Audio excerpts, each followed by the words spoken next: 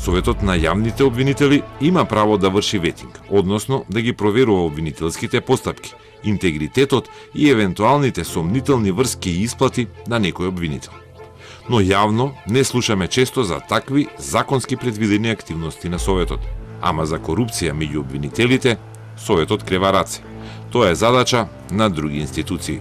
Антикорупцијската комисија е таа што врши проверка на точноста на дадените податоци. Исто така и сите сомнителни финансиски токови се контролираат како од страна на финансиската полиција, така и од страна на управата за спречување на перење на пари. Слична улога, но за грешните суди има друго тело од другата страна на Вардар, половина километар од канцеларијата на Колевски. И таму е совет, но судски совет, со исто оправдување. Друг треба да ги потврдува гревовите на судиите. Судскиот совет не може и е немоќен самиот да го спроведе, така да речам, мекиот ветинг.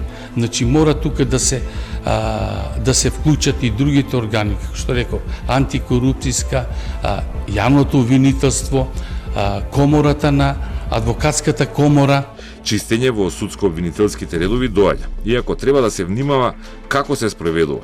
Велат во оние институции кои досега имаат таква можност. Едниот се плаши дека ветингот не смее политички да се уништи.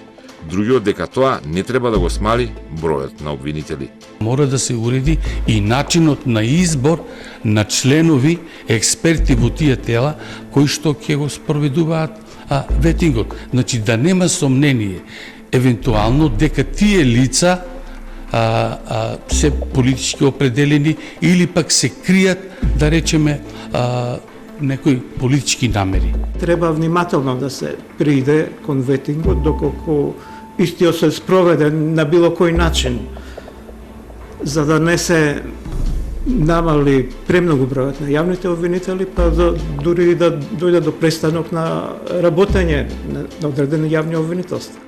Стравовите во двата совети постојат, но постои и потреба на граѓаните и желбата, правдата на вистина да биде слепа, а не да се вади од тефтерчето.